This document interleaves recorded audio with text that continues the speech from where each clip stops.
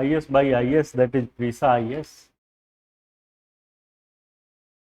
I would like to draw your attention towards mains examinations preparation. And I found in the market the coaching institutes recommending and teaching that each and every day we will have to write some answer. But the question is that why this question answer session is going on. If you are indulging yourself in that methodology, that modus operandi of preparation, in that situation it will be very difficult to think out of box. वहाँ group में whatever the students is appearing and taking the class, taking the exam, question answer writing, you will be confined yourself in that environment, or that will destroy your originality, thinking of out of box thinking. So this is not recommended, the daily answer writing. Daily answer writing is absolutely no meaning, and it will not generate any profit, not added any value, because the first and foremost thing is that who is your question setter. Question set कौन करता है? उनके यहाँ वही लोग question set कर रहे हैं whosoever is aspirants, whosoever has been aspirant and did not get qualified. और आप and the coaching institute are telling that they are brilliant. Despite of that, they could not get succeed. My question is that I and you are not here to become professor or become knowledgeable person. We and you are here only for cracking the examination to get selection. So that methodology of question setter carried out by the aspirants who has already been failed, how far it is meaningful?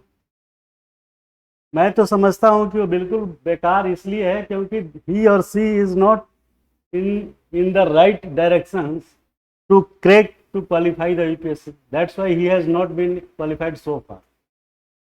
And second is that who is the examiner who checks your copy? The person who has already been failed so many times and working as a faculty, as a examiner, etc. So that examiner is not competent to check the copy of UPSC level. मैं बता रहा हूँ, because checking of copy demands very much quality from you. If you don't have any 5, 10, 20 years of experience, in that scenario you will not be able to examine the copy, because your experience will not assist during the examine of answer पे. वो ऐसा इसलिए होगा क्योंकि answer की quality, whether it is right और wrong, that fellow is not up to the mark. Question में answer को ढूंढना, उसमें हो सकता है कि आपने कुछ ज़्यादा लिख दिया हो, इट माइट बी पॉसिबल कि आपने कम भी लिखा हो. तो who is competent to evaluate? ऐसा तो है नहीं कि भारत की राजधानी कहाँ है, खट से दिल्ली हो गया, जच गया, ऐसा तो नहीं है ना. क्वेश्चन तो है कि why Delhi is capital of India. Question तो ये है कि दिल्ली भारत की राजधानी क्यों है. क्वेश्चन तो ये आएगा ना. तो in my opinion, you don't join any answer writing session, because it will not going to add any value in your preparation. Just mentoring should be taken up, like me, the person who has already been selected, या ex civil servant या current civil servant. उन लोगों से आप पढ़ेंगे, जचवाएंगे, then it will be better. So my submission is that, my request is that, and my recommendation is that don't trap into the net of answer writing daily. This is worthless. आप किसी अच्छे mentor जो हमने बताया, like me और other selected fellow, आप उससे जचवाइए, तब आपका कोई फायदा है। तीसरी कमी, जो third layer of deficiency I found that level of questions ultimately what decides for your selection.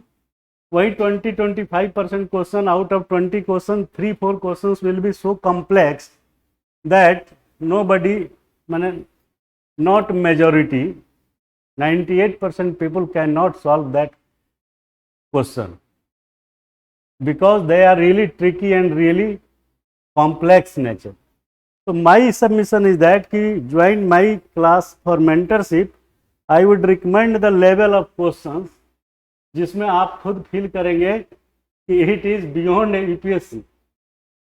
तो मेंटरिंग जरूरी है, मेंटरिंग जरूरी है क्योंकि आपका सिलेक्शन बेस्ड है how did you understand the question, कैसे आपने प्रश्न को समझा, and how did you produce the answer in your copy, ये मैटर करता है। तो दिस इज माई सलाह, this is my advice, this is my recommendations, because the directions of coaching institute is going in the wrong direction. That's why I thought that I should stop you by recommending that no need to answer writing daily. तो first कौन है उसको चयन करिए कि किससे आप question बनवा रहे हैं और किससे क्वेश्चन जांच रहे हैं, ठीक है। मेंटरिंग की जरूरत है, बाकी किसी चीज़ की जरूरत नहीं है। तो अभी इसके बाद, ये बैकग्राउंड लेक्चर के बाद, हम आते हैं अपने straight forward to the GS2 polity, pre as well as mains combined. Clear है?